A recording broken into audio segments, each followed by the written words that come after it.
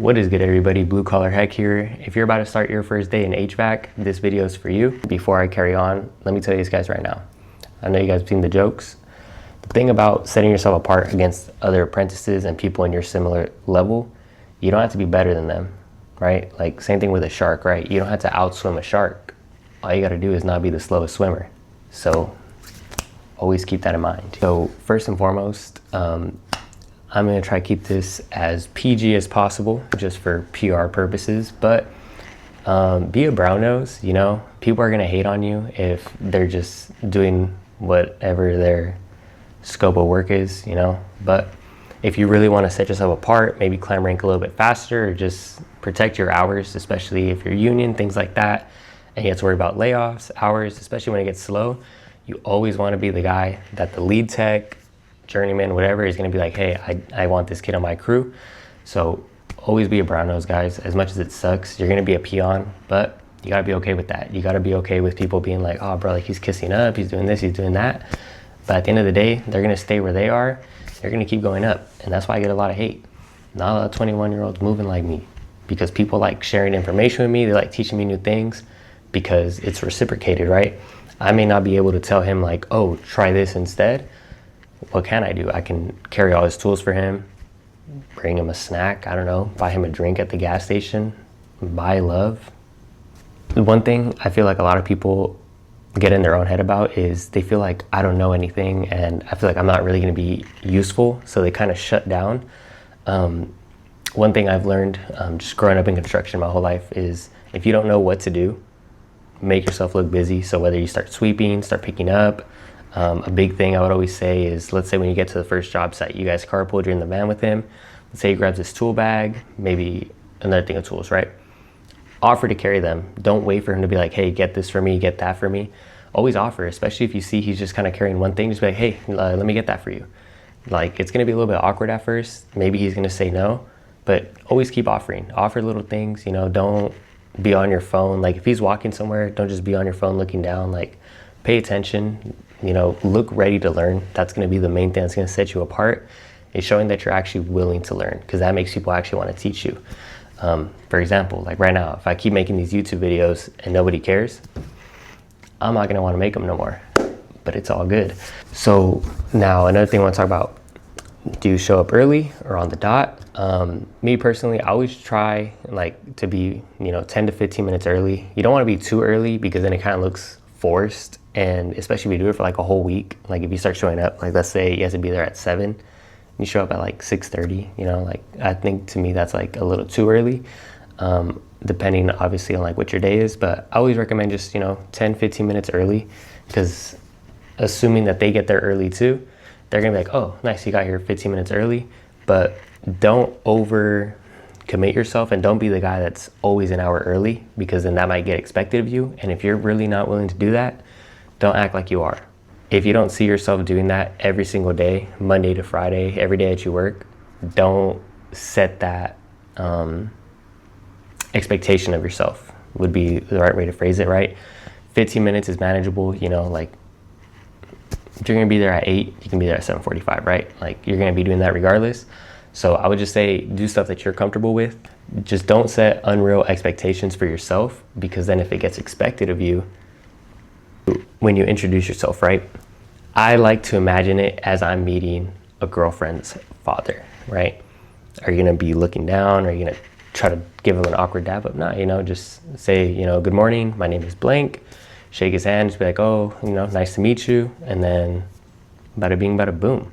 You wanna keep it as unawkward as possible. Again, it's gonna be a very awkward situation. Like I said, it's gonna feel like a first date. You don't know anything about this guy. You guys are in different levels of your career. One thing I've learned, and I'm sure you guys have seen this too, if you ever chopped it up with an older gentleman, they can go on and on all day. So ask them questions that aren't just like, what would you do here? What did you do here? Don't make it so much about the actual job. Make it more about his experiences, right? Let's say, for example, you're gonna ask him like, oh, what do you look for? Like if you go to an OAC call, right? Ask him something like, what's the craziest call you've ever had to go to? And he's gonna kind of like start talking about it and be like, yeah, so like if you come up on something like that, where do you start, right? So now it's already kind of a little bit more personal. it's already kind of a little bit more personable for him. So he's already kind of like, you know, in a flow state. There's a big stigma. They're going to teach the way they were taught. From a lot of the more experienced people I've met, I mean, dude, they're journeymans, whatever. They didn't want to teach them nothing. They had to learn from watching and then just waiting for, you know, when they get thrown to the sharks. So they're kind of going to be doing that similar thing. So you have to use that to your advantage, kind of knowing that that's their plan, and just kind of make it more about them than about you. Because at the end of the day, who doesn't like talking about themselves, right? I love talking about myself, but we're here to talk about you today. I'm feeling like Trey Young, man. I got the little setup. I know y'all seen the clip. I'm gonna play it. This is a special episode for you. Even got my own mic stand, everything just for you today. So a big thing, guys, you never want to be a statue, right? Don't just be standing still, hands in your pockets. That's the biggest thing, guys. Do not put your hands in your pockets. Oh my gosh, that might be right in the same tier as just being both hands on your phone, like looking down, you know? Don't have your hands in your pockets. Just always be ready for anything. Try to, you know, if you're just standing around, be ready if he's like, hey, can you grab me that? You don't want to be like with your hands in your pocket and, you know. Now we're going to talk about some unspoken rules. I'm going to kind of piggyback off that last thing, guys. Your phone can end your career before it even starts. If you come in as a young kid, yada, yada, yada, and all you're doing is trying to post yourself, take videos, whatever, and there's two kinds of pictures and videos you can be taking. You can be taking things like for future reference, like, oh, how do you do this? You know, you want to take a little video. But if you're constantly on your phone, you know, taking a little selfie, whatever, acting like you cool because you made it into the trade, power to you, but it's gonna make you look terrible, and no one wants to be with a pretty boy. I will tell you that right now. Do not be the guy who's making full-blown, you know, TikToks, like dancing and stuff. Like, if that's you, that's you. I'm not gonna hate on you, right? But understand who you're with, and they're probably not gonna appreciate that. So I would say keep it to a minimum, at least until your job is secured. Respect tools and their setup. So with the company I worked with, I was in a lot of different vans. Every single person had a different setup, and that was probably one of the trickiest things to maneuver, is learning where everything was in all these different vans and being able to put everything back how it was. And, you know, everyone has a different kind of like system. Don't just start, you know, mixing everything around. At the end of the day, when they go back to their van and they see, oh, everything's like how it was, it's gonna make you look a lot better too. So the biggest thing that's gonna set you apart, guys, is make notes. This might be super corny and like performative. Get a little notepad, dude, and like, let's say for example, your first day you go to do a maintenance. Write down everything he used for that maintenance, right? His hose, if he had his little brush, multimeter, any little tool, any little gadget, whatever it is, equipment, you know, whatever that you saw them use for that day, make a note of it, right? Because when you write things down, it makes it more memorable than just typing it or trying to make a mental note, because you went out of your way to do this whole action. So I like to do that, like kind of understand systems, because it's gonna make it so much easier for you in the long run, because now you're gonna start memorizing, okay, we need to get this set of tools, he grabs this tool bag when he does this, he grabs this slider for that, he uses his step stool for these, you know, he does the filters first, he understand their systems, right? At the end of the day, if you feel like there's a flaw in his system, apply that when it's your job. That's the main thing too. Don't step on their toes. Don't try to dictate how things go. And then one last thing I want to throw in here, guys, understand your pacing and breaks. I worked with people who like to just work through their lunch, have a later lunch. You know, I've worked with people who like to work 4, take their lunch, then work the rest of the day. What you do on your breaks and like little times in between is actually very monitored, I guess, per se. So let's say, for example, you guys went at a job, you were at it for an hour, hour and a half, you know, and you kind of go down. If you take more than 10 minutes to go down and then they kind of check on you and they see you're like smoking or you're on your phone, they're going to kind of be like, all right, whatever. If you go down, you get water and they see you just getting water, they aren't going to trip on you as much, right? So just understand that any miscommunication in that way, because they're probably not going to talk to you about it. They might just bring it up like, hey, like, don't be disappearing. But if they see what you were doing there, just always keep that in mind, right? Understand that like this is your first week, second week, first month, whatever it is. So everyone above you, they're kind of just forming their opinion on you. And it's usually based on, do you stay close to the work area? Are you willing to help? And do you make it like easy? Like, are you someone they can rely on? So now we're gonna talk about how to prep for your first day, like what you should do before your first day, maybe something you should bring out. So for me, my first days, they always feel like field trips, right? Like take me back to grade school, you know, I'm I got my fit planned, I got my lunch packed, you know. So what I say is just do like a walkthrough in the morning, right? Like if it's something completely new to you, do like a little walkthrough in the morning. Okay, what am I gonna do? I'm gonna brush my teeth, get my coffee, yada yada yada, whatever you gotta do, and just kind of do like a walkthrough and like kind of scope it out, so that way you're not all scrambling in the morning. Always pack water, guys, and some kind of snacks, whether it's granola bars, you know. Obviously don't just pack, you know, energy drinks and candy, right? Like I get it, it's part of the diet, but you know, pack water, you know, granola bars, fruit if you can. Don't just get really comfortable to throwing your money away at the gas station, because I'll tell you right now, those $7 trips that you're thinking like, oh, that's half hour of work, you know, whatever it is, they add up, and you might not realize it until it's too late. But all that eating out, junk food, everything, it's gonna add up. Outside of money, you gotta protect your body too, right? Like you're in a new kind of work where your body is literally what makes you money. So look out for your best interests. If you gotta eat out, you gotta eat out. I'm not gonna shame you for it, but the more you can do to protect yourself, save your money, all for it. Forever an advocate of that. I'm a penny pincher, if you will. Save money militia. Shout out Chance the Rapper. One thing I strongly suggest as well is start familiarizing yourself with basic HVAC terms, right? Learn what a condenser is, learn what an air handler is, learn what a furnace is, upflow, downflow, horizontal. Start familiarizing yourself with as much as you can.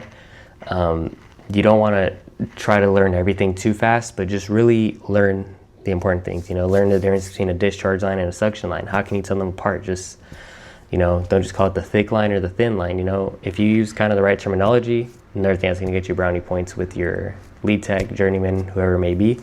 Another thing I think is really smart is throughout the day, like if you ever don't understand something, kind of try to like memorize it, maybe take a picture of it if you can do it without coming off as, you know, lazy or whatever.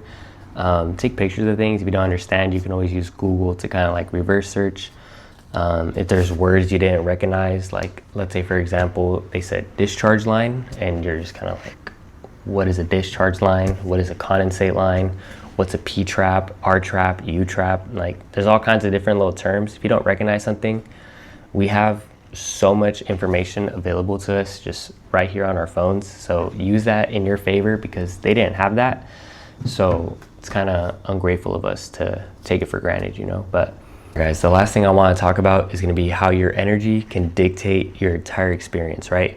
So the main thing they're going to be looking at is, let's say people are trying to lift something heavy. Are you just going to kind of stand back and watch? Or are you going to, you know, at least try to get your hands on it and do something, you know?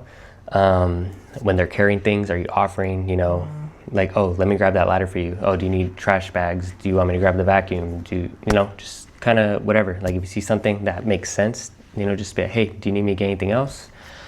And I feel like I've said that like 10 times, but very important, guys. Ask is going to be the best advice I could possibly give. You know, you're probably gonna get annoyed with yourself, but just always ask, always offer. And then once you understand their systems, the order of things, then just be like, hey, you know, this is gonna sound corny, you just be, hey bro, like the usual, like we're just gonna do this. Like you start learning, like whether you're doing maintenances with him, you kind of learn what do we need for a maintenance. Whether you're doing an install, you know what you need for an install. Like once you learn more, it's not so much you have to offer yourself, you just kind of do it. It just kind of becomes muscle memory, you know, like you see things, you're like, oh yeah, we're gonna need that, we need this. So when you get home, guys, don't just, you know, eat, shower, sleep, forget about whatever you did today. You know, have something to review, have something where you're like, oh, let me learn what this word means, or start looking at videos on what he did. Maybe you didn't get a good glimpse at it, but you know he swapped out a contactor. Be like, oh, let me look this up, let me watch videos about it. You know, we have the power of social media. There's a lot of people, not to toot my own horn, but like myself, like when I have a chance, I like to make videos kind of explaining things, start getting familiar with everything that they're doing. So that way, if it comes up next time, he might ask you like, oh, do you know what I'm doing? And if you can answer that right, he's gonna be like, oh, okay. He is paying attention, he's learning, and it just makes them want to teach you more when you're actually wanting to learn. All right, guys, so to sum it all up, very important, start learning some HVAC terms, get comfortable being, you know, the helper, like understand your role, you know, offer yourself, be ready to learn, bring a little notepad if you want to be extra about it. I suggest it, I did it, helped me a lot to memorize everything. All right, everybody, so that's gonna wrap it up for today's video. I hope I was able to kind of shed some light on your situation, calm your nerves a little bit. Again, you really have nothing to be worried about. Just another job. It's gonna be the roughest day of your career outside of physical labor, like, like just the amount of stuff you might get exposed to that you had no idea what it was. It might be overwhelming, but I mean, you're gonna see proof is in the pudding that if you get the experience, you put in the effort, you're gonna be just like your lead tech one day, and you're just gonna know everything. It's gonna come to you like a second nature. At Blue Collar Heck on all platforms. If you ever have any questions or concerns, you can always directly message me via DMs on Instagram, preferably. That's where I'm on a lot more. But yeah, hope you guys enjoyed. Hope this helped, and I'll see you guys next time. Peace.